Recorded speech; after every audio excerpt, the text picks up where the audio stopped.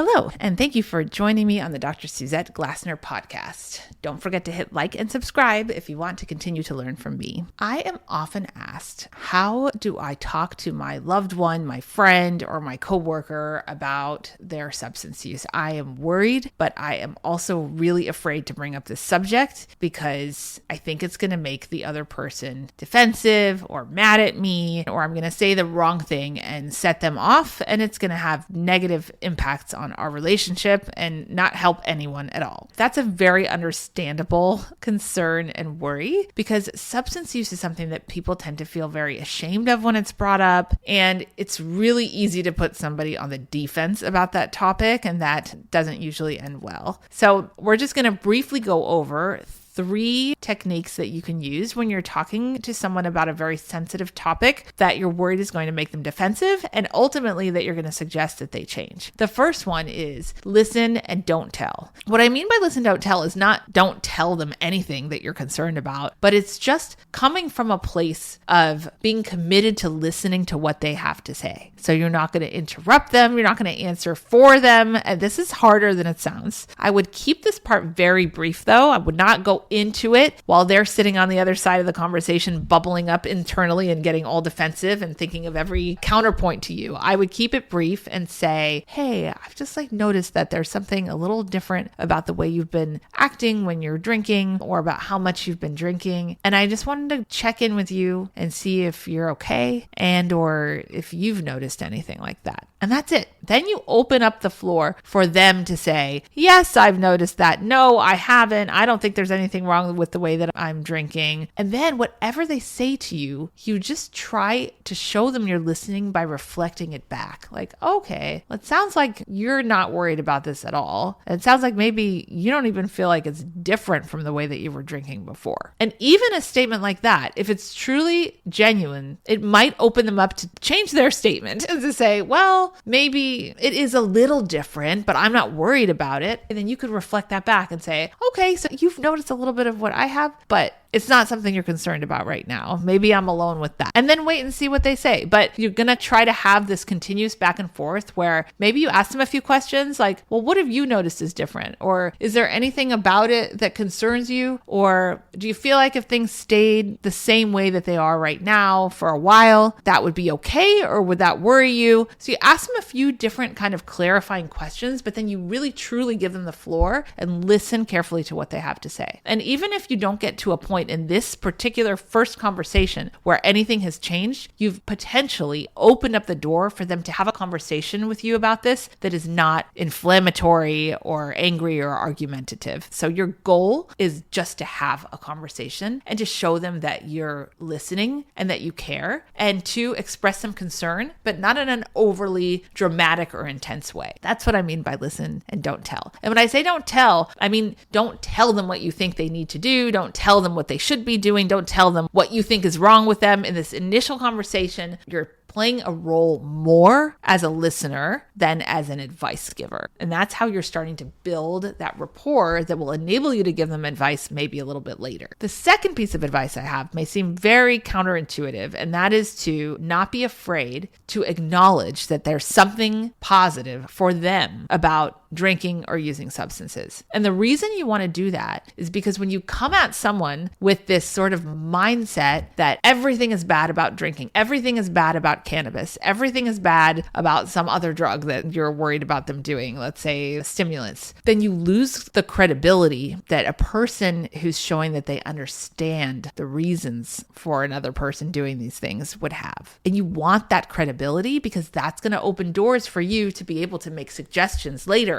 that they will feel a greater sense of trust in you about. So the worry that often people, when I'm training psychologists and therapists to acknowledge the positive, well, what if I say I get why it's good? Am I condoning it? Am I reinforcing it or making it feel like it's okay for them to use it more? And the answer is it may feel like you're doing that, but it's more so that you're demonstrating an understanding because people who use substances and maybe use them too much aren't crazy. They're using them for a reason because they were benefiting them in some way at some point in time. Even if those benefits are starting to diminish now, they were using them for some reason. Maybe Maybe alcohol helped them relax in social situations. Maybe weed helped them to sleep at night, or they felt like it did. Maybe alcohol helped them to escape from some other feelings that they didn't want to feel. Is that the healthy way to escape from emotions or to manage emotions? No, but the person doing the behavior is perceiving a benefit from it, and acknowledging that goes a really long way toward making the person feel like you're there for them and you're there to listen to them.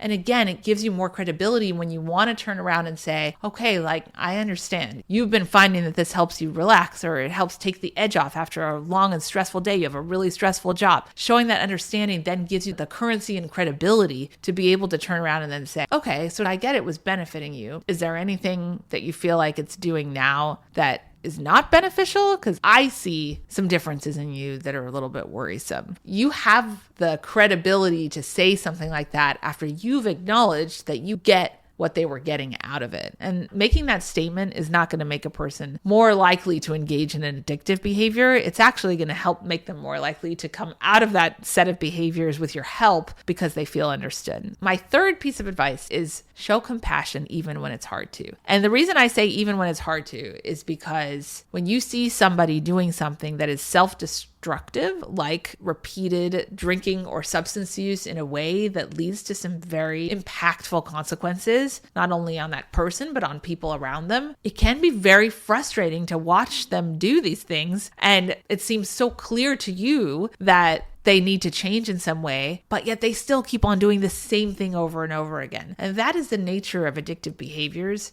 And they often don't occur in a vacuum. Usually there are other things that are going on that are contributing to those lapses in good decision making. Part of that can be the impact of repeated substance use on the brain structures that control decision making. So the compassion goes a long way. And how do you show compassion? It's a lot of what we've already been talking about. You listen, you say things like, I understand this must be really hard for you. Or I understand that even me coming to you and saying what I'm saying right now may be really difficult to hear. And maybe other people are saying these things to you as well. And you might feel even very misunderstood. But I'm here to say, I know you're going through something and I want to be of help to you. If you're coming from a place of wanting to help, I want to support you. I want to listen to you. I want to be somebody who you can lean on. That again is opening up the door for them to talk to you. And if they're open to talking to you, then you're going to get more information from them about what's really going on, because with substance use disorders, there's a lot of lying, there's a lot of shame, there can be a lot of secrets. If you truly want to help your loved one, then creating an environment where they feel like they can tell you some of the secrets and some of the things that would have ordinarily made them feel ashamed, that opens more doors for you to be able to do something helpful. So I hope these 3 suggestions are going to help you navigate that next difficult conversation. Thank you so much for tuning in today, and I look forward to seeing you next time.